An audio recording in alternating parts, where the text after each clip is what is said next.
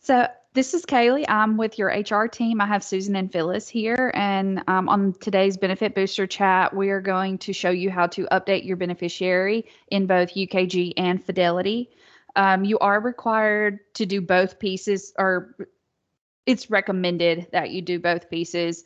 Fidelity actually requires that the beneficiaries be in their website for your 401k. So I'm going to walk you through that today. Let me share my screen here with you. All right, ladies, y'all seeing that? Yes. Good. Okay, so this is your home screen in UKG. The first step to adding a beneficiary is to go to Myself, Personal, and you'll go to Contacts. So in order to update your beneficiary, you're going to have a contact designated as a beneficiary. So here you can see that I have my mom listed and it is checked as a beneficiary.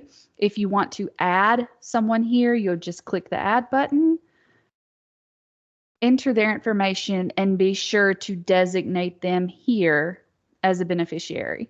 I'm not going to add anyone for today's presentation, but this is how you would do it, and you would of course click save. That's important.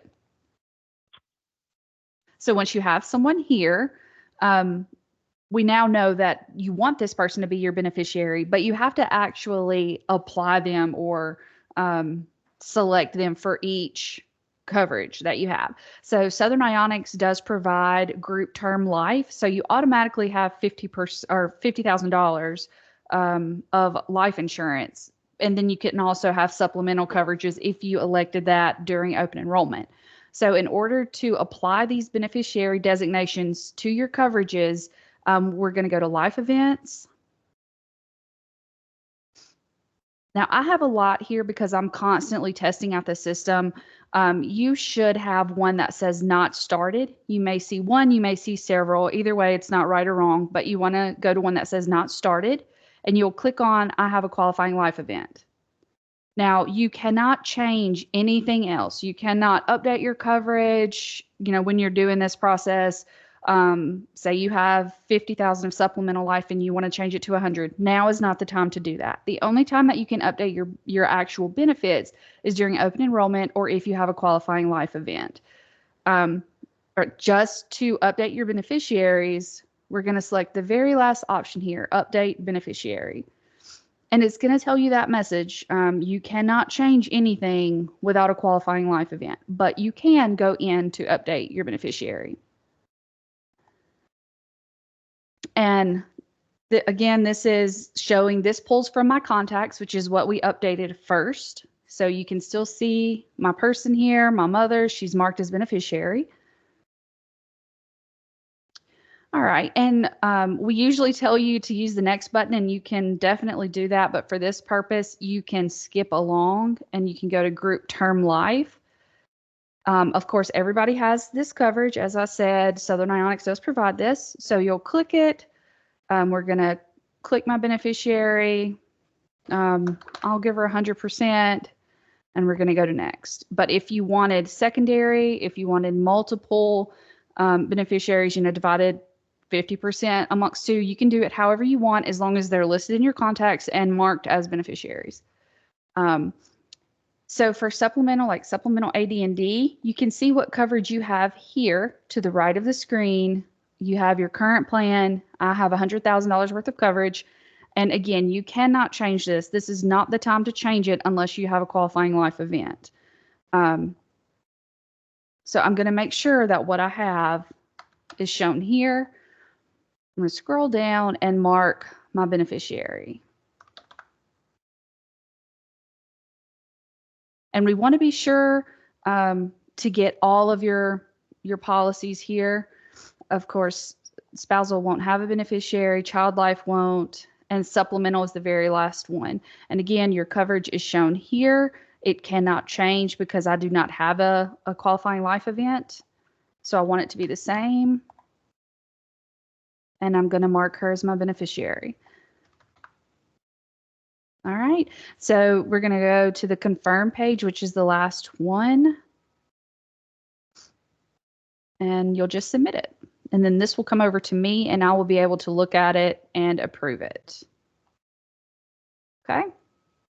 So that is the first part. I had mentioned that Fidelity does require the beneficiary to be housed in their system for 401k.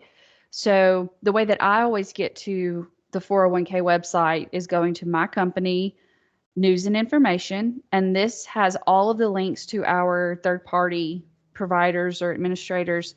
So if you go to benefit provider sites and scroll over, there's a link here to our 401k. So we're going to log in. Of course, if you haven't logged in here yet, you could register for an account. Once you log in, this is your dashboard.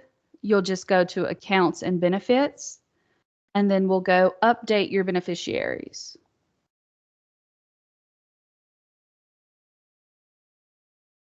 All right, here you can change your marital status. You can print your beneficiary information if you'd like to have a hard copy for your records. And you can edit. If you don't have anyone here, you'll have the option to add. I can add another primary beneficiary. I would just, complete their information. You can see that the Social Security number is not required, but the more information you provide, the better. Their address is here. And then you could also choose if you wanted your beneficiary to be an estate or an organization or a trust. This is where you would do that. You can also have a contingent beneficiary here. You can add that the same way. The more information you have, the better. And then, of course, you'll save all. I could then go back and print my updated information. And that is it. Your beneficiaries are now updated. Phyllis, Susan, do you guys have anything to add? Did I miss anything? Very helpful information and explains very well. I would, if you have a moment, I'd like to go back to the contact page just to bring us up. So we're going to go back to the contacts screen. Okay. When you do the add button to add a contact, just like Kaylee said, with the more information, the better. The designation needs to be picked. If that person, the drop down where it says none right now, to the left, a relationship under designation, it's really important to actually put what their designation is, because it'll make a difference in other choices that you may have later in life change event or open enrollment. So pick their relationship from that list. And if it's other, like it's your next door neighbor, then pick other. But it's very important, if it's a spouse or a child, that you actually designate what that relationship is, because it filters into the next step you may take. Okay, is that all? Anything else? Okay, if you have any questions, feel free to reach out to your HR team. Thank you.